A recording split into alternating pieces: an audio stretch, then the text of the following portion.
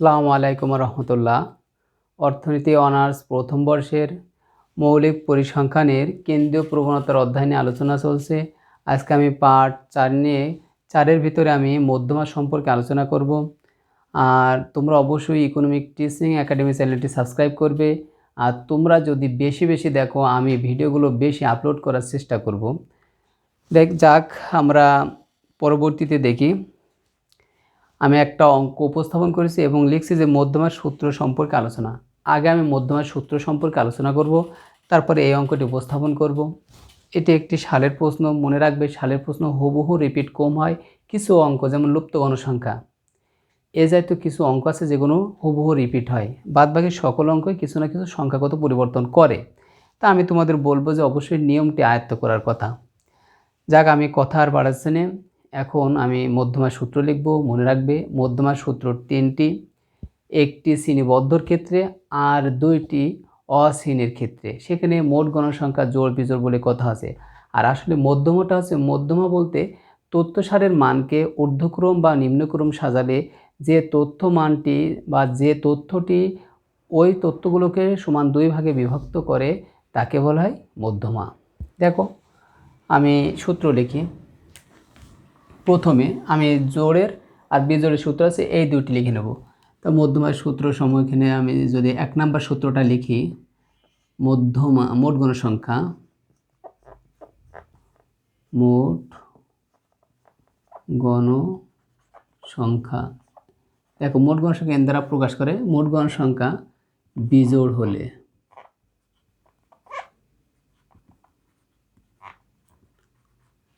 অশ্রেণী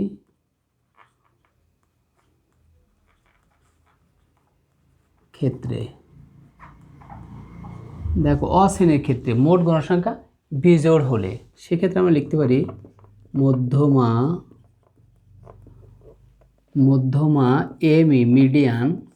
median. এখানে আমি একটু লিখে দেওয়ার দরকার ছিল। মধ্যমা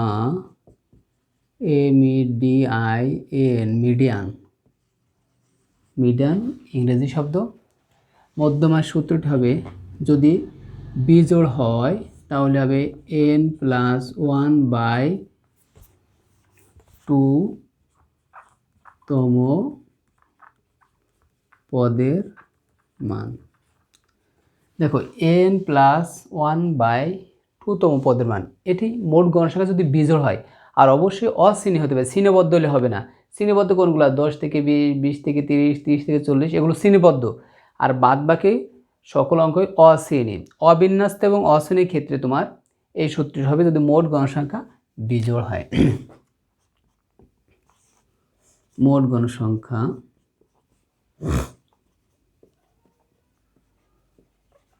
গণসংখ্যা জোড় হলে, এটাও অশ্রেণীর ক্ষেত্রে।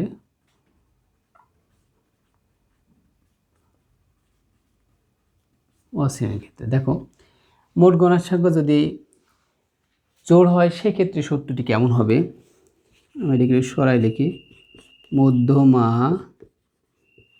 মিডিয়ান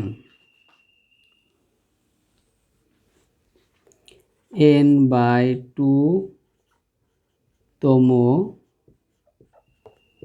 পদের মান প্লাস n/2+1 তম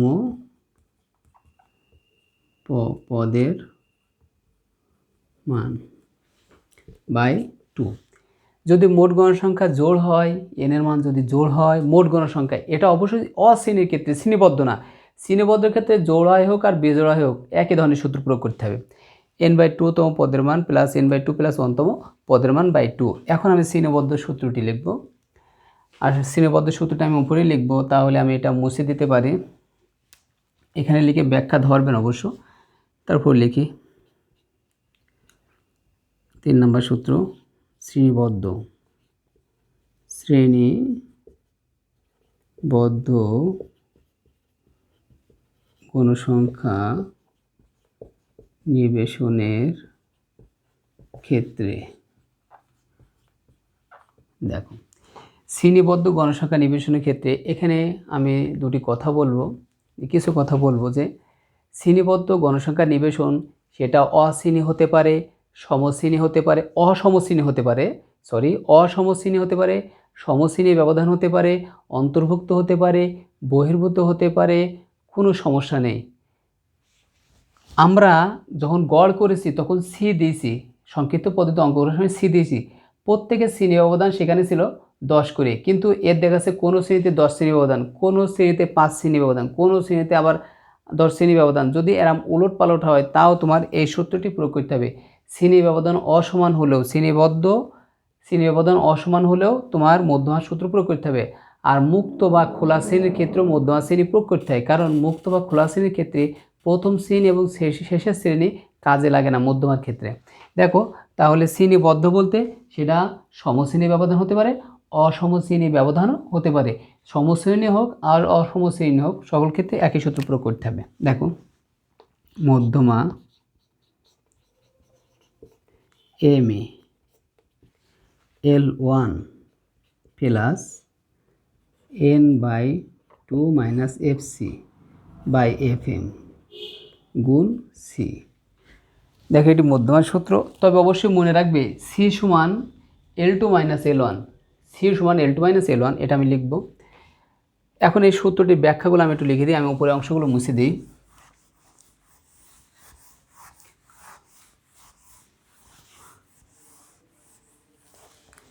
দেখো এর ব্যাখ্যাগুলো আমি এখানে লিখি। আমি প্রথমে লিখব এখানে C সমান L2 মাইনাস L1 মধ্যমা শ্রেণীর ব্যবধান। দেখো C সমান L2 মাইনাস L1 এখানে দিলাম কিসের কারণে? মধ্যমা শ্রেণীর একটা উচ্চ সীমা থাকে, একটা নিম্ন সীমা থাকে। উচ্চ সীমাকে বলা হয় L2 আর নিম্ন সীমাকে বলা হয় L1, কিন্তু আমি L2 এখানে লিখিনি।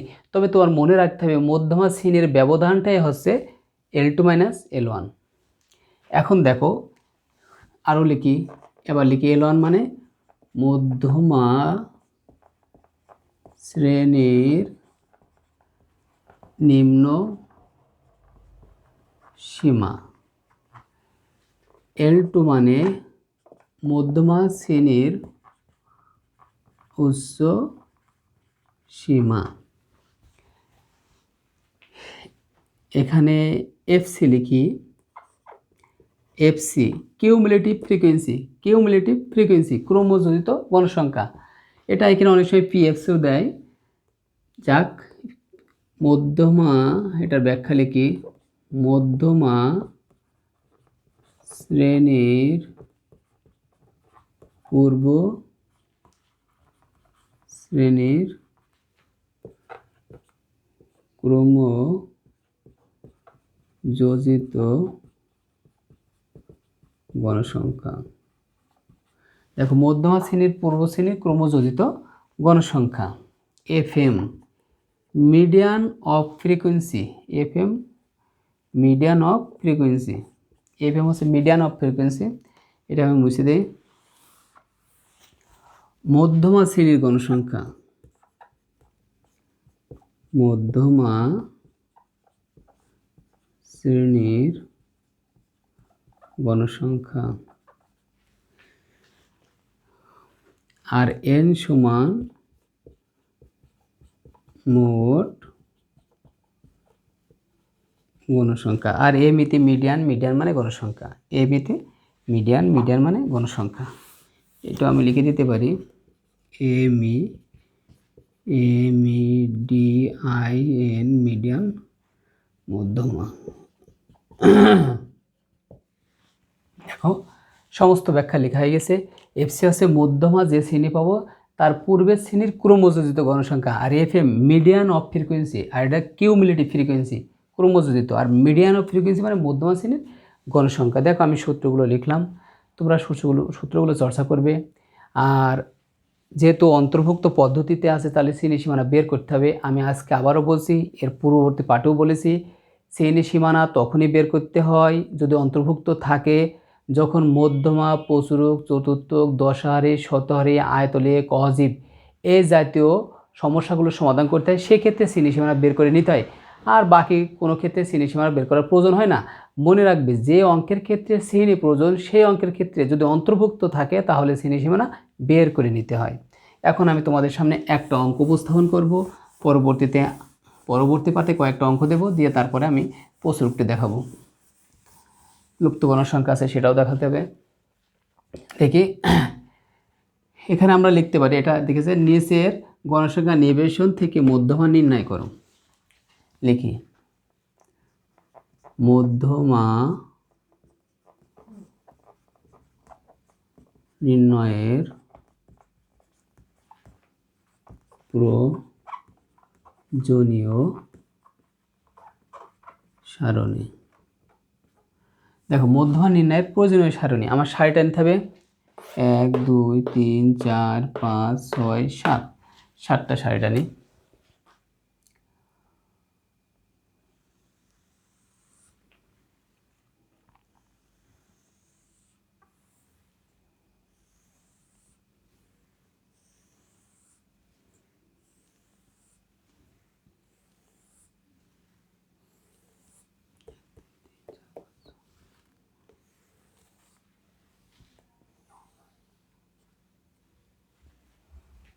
দেখো মধ্যমার জন্য প্রধানত 3টি কলাম লাগে, তবে অন্তর্ভুক্ত হলে আরেকটি বেশি লাগবে, মোট 4টি কলাম লাগবে। তাহলে শ্রেণী ব্যবধানের জন্য একটা কলাম, গণসংখ্যার জন্য একটা কলাম, আর তোমার শ্রেণী সীমানার জন্য একটা কলাম, ক্রমযুক্ত গণসংখ্যা একটা। এখানে আমরা শ্রেণী ব্যবধান লিখতে পারি, শ্রেণী ব্যবধান, আর এখানে লিখতে পারি আমরা গণসংখ্যা। গণসংখ্যা এফ দ্বারা প্রকাশ করে। এখানে লিখব প্রকৃত শ্রেণী বা শ্রেণী সীমানা। শ্রেণী দেখো অঙ্কে দীর্ঘ রস্যিকার দেওয়া আছে, আমি রস্যিকারে দিই শ্রেণী সীমানা। আর এখানে লিখব ক্রমযোজিত গণসংখ্যা।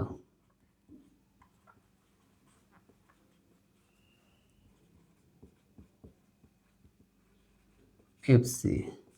দেখো এবার আমরা অঙ্কগুলো তুলে নিতে পারি। 0 থেকে 9, 10 থেকে 19, 20 থেকে 29, 30 থেকে 39, 40 থেকে 49, 50 থেকে 59। ঠিক আছে, 5 7 3 4 11 15, 5 7 3 4 11 15। দেখো আমি একটি লিখতে ভুল হয়ে গেছে, আমার ভুল হয়নি, সেটা মিস্টেক হয়েছে, আমি তোমাদের এখন লিখে দেব। যে আমি যেখানে মধ্যমা শ্রেণীর গণসংখ্যা, যখন শ্রেণীবদ্ধ গণসংখ্যার ক্ষেত্রে মধ্যমা শ্রেণীটি লিখেছি, সূত্রটি লিখেছি, সেই ক্ষেত্রে আমি বেশ কয়টা ব্যাখ্যা লিখেছি। শেষে লিখেছি আমি এমই সমান মিডিয়ান মানে মধ্যমা, তার নিচে আরেকটি ব্যাখ্যা লিখে নেবে বিশেষ দ্রষ্টব্য দিয়ে। ওই ব্যাখ্যার নিচে লিখে নেবে বিশেষ দ্রষ্টব্য দিয়ে n/2 দ্বারা মধ্যমা শ্রেণী নির্ণয় করতে হয়। দেখো এই প্রশ্নটি লিখবে, আমি শ্রেণীবদ্ধ গণসংখ্যা নিবেশনের ক্ষেত্রে যে সূত্রটি লিখেছি ওই সূত্রে যে ব্যাখ্যাগুলো লিখেছি সেই ব্যাখ্যার নিচে এটা লিখে নেবে বিশেষ দ্রষ্টব্য n/2 দ্বারা মধ্যমা শ্রেণী নির্ণয় করতে হয়। এটা এখানে লেখার প্রয়োজন নেই, এটা লিখে নিও। দেখো এখন শ্রেণী সীমানা কীভাবে বের করতে হয়। শ্রেণী সীমানা বের করার একটা নিয়ম আছে, নিয়মটা হচ্ছে প্রথম শ্রেণীর উচ্চসীমা পরবর্তী শ্রেণীর নিম্নসীমা বিয়োগ করতে হয়। প্রথম শ্রেণীর উচ্চসীমা পরবর্তী শ্রেণীর নিম্নসীমা বিয়োগ করতে হয়। প্রথম শ্রেণীর উচ্চসীমা 9, দ্বিতীয় শ্রেণীর নিম্নসীমা 10। 10 থেকে 9 বাদ দিলে কত হয় 1, 1 রে 2 ভাগে ভাগ করতে হবে। এখন 1 রে যদি 2 ভাগে ভাগ করি 0.5, 0.5, 1 রে 2 ভাগে ভাগ করলে 0.5, 0.5 মানে অর্ধেক অর্ধেক। এখন দেখো 0.5টারে আমরা যোগ করব আর বিয়োগ করব। নিম্ন সীমার সাথে বিয়োগ হবে আর উচ্চ সীমার সাথে যোগ হবে। মনে রাখবে যে ছোট সে আরও ছোট হবে, যে বড় সে আরও বড় হবে।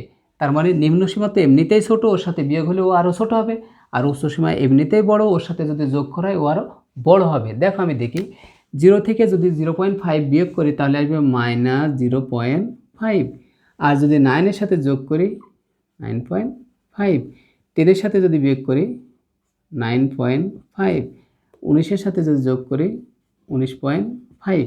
দেখো মানে এর সাথে বিয়োগ আর এর সাথে যোগ, নিম্ন সীমার সাথে বিয়োগ উচ্চ সীমার সাথে যোগ, সরাসরি আমরা এইটা এখানে বসাই দিতে পারি। 19.5 থেকে এখানে 29.5 যোগ, আবার এই 29.5 এখানে আমরা বসাই দিতে পারি, আর এখানে 39.5-এর সাথে যোগ, এখানে আমি বসাই দিতে পারি এটা 39.5, এখানে 49.5, এখানে একই আবার 49.5, আর এখানে 59.5। দেখো আমরা শ্রেণী সীমা বের করে নিলাম। তাহলে উচ্চ সীমা নিম্ন সীমার সাথে বিয়োগ হবে আর উচ্চ সীমার সাথে যোগ হবে। আমরা একটা বের করে এটা এখানে বসাই দেব, তারপর এখানে যা আছে তার সাথে যোগ করে সেটা আবার এখানে বসাই দেব, এভাবে করে নিতে পারি। এবার ক্রমযোজিত গণসংখ্যা, ক্রমযোজিত গণসংখ্যা কেমন থাকে? এই যে গণসংখ্যা এগুলো ক্রম অনুযায়ী যোগ করতে হবে। তাহলে প্রথমে 5 আছে, 5 বসাই দিলাম, 5-এর সাথে 7 যোগ, 5 7 কত 12, 12-এর সাথে 3 যোগ করলে হয় কত 15, 15-এর সাথে 4 যোগ করলে কত হয় 19, 19-এর সাথে 10 যোগ করলে কত হয় 11 যোগ করলে কত হয় 30, আর 30-এর সাথে 15 যোগ করলে হয় 45। তাহলে n কত এখানে? n সমান 45। দেখো এখন আমাদের মধ্যমা শ্রেণী বের করতে হবে। মধ্যমা শ্রেণী বের করার সূত্রটা আমি একটু আগে লিখছিলাম, লিখি এখানে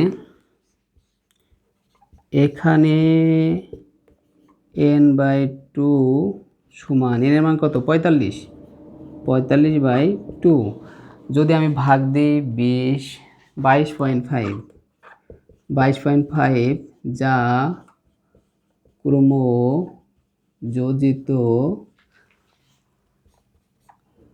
গণসংখ্যা। দেখো 22.5 ক্রমযোজিত গণসংখ্যার ভিতরে খোঁজো। 5-এর মধ্যে নেই 22.5, 12-এর মধ্যে নেই 22.5, 15-এর মধ্যে নেই 22.5, 19-এর মধ্যে নেই 22.5, 30-এর ভিতরে আছে, 45-এর ভিতরে আছে। তবে আমরা প্রথমে যেটি পাবো সেটি নেব। 30-এর ভিতরে 22.5 আছে, তাহলে লিখি এত যা ক্রমযোজিত গণসংখ্যা 30-এর মধ্যে অবস্থিত।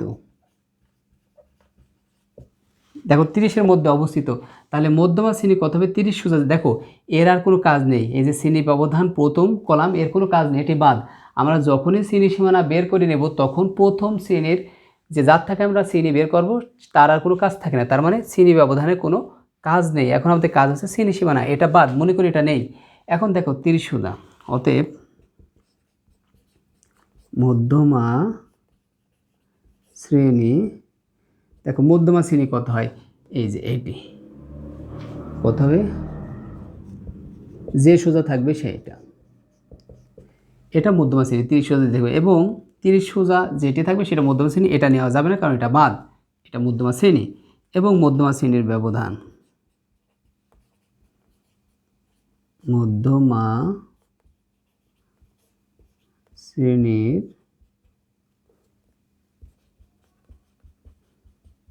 ব্যবধান সি দ্বারা প্রকাশ করে। দেখো এটা আর এটা বিয়োগ করলে কত হবে 10 হবে, 10 হবে, এটা বিয়োগ করলে 10 হবে।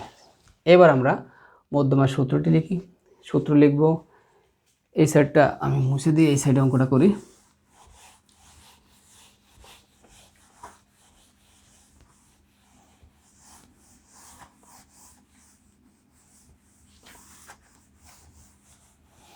দেখো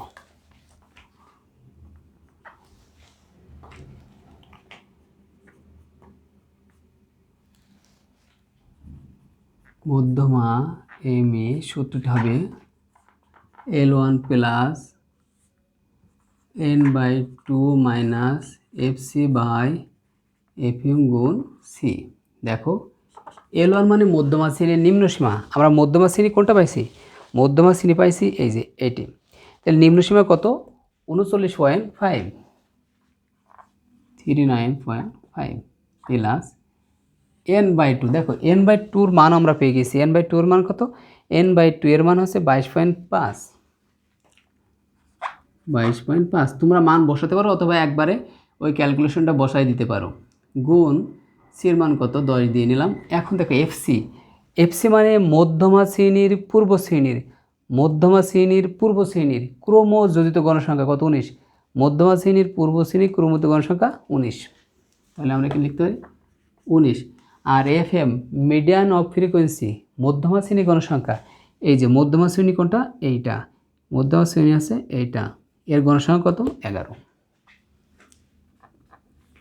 এখন আমরা ক্যালকুলেশন করতে পারি প্লাস, আচ্ছা একটু বেশি করি দেখি, তোমার আসছে 22.5 বিয়োগ 19, এখানে আসছে তোমার 3.5, 3.5 বাই গুণ কত 100, এবার 39 প্লাস এত।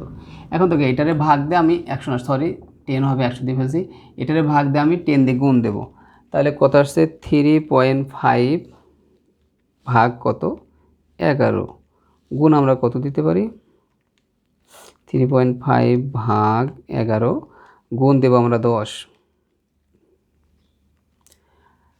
দেখ আমি এটা এভাবে 3.5 হয়, 3. ক্যালকুলেটারে হ্যাঁ 2 দিতে পারি আমি, তাহলে এখানে যোগ করলে 39 39 42 42.7, 42.7। দেখো মধ্যমা হয়ে গেছে আমাদের 3.5, আমার গুণটা একটু মিস্টেক হয়েছিল, ঠিক আছে ঠিক আছে। দেখো তাহলে আমরা এখানে প্রথমে যেটা বললাম এর মানটা আমরা এখানে পেয়ে গেছি, এই মানটা বসালাম।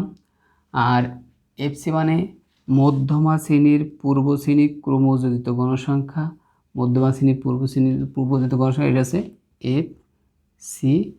আর এফএম মানে মধ্যমা শ্রেণীর গণসংখ্যা, মধ্যমা শ্রেণী কোনটা, এই যে মধ্যমা শ্রেণী এটা, এর গণসংখ্যা আছে এইটা, বসে দিলাম। আর সি এর মান কই, এই যে সি এর মান। তারপরে তোমরা এইভাবে ক্যালকুলেশন করে সমাধান করবে। আর অবশ্যই তোমরা ভিডিওটি দেখবে, কেমন লাগলো অবশ্যই কমেন্ট বক্সে জানাবে। আর তোমরা যদি বেশি আগ্রহের সহিত দেখো, অবশ্যই আমি তোমাদের ভিডিওগুলো বেশি আপলোড করার চেষ্টা করব। সবাইকে ধন্যবাদ ভিডিওটি দেখার জন্য। আসসালামু আলাইকুম ওয়া রাহমাতুল্লাহি ওয়া বারাকাতুহু।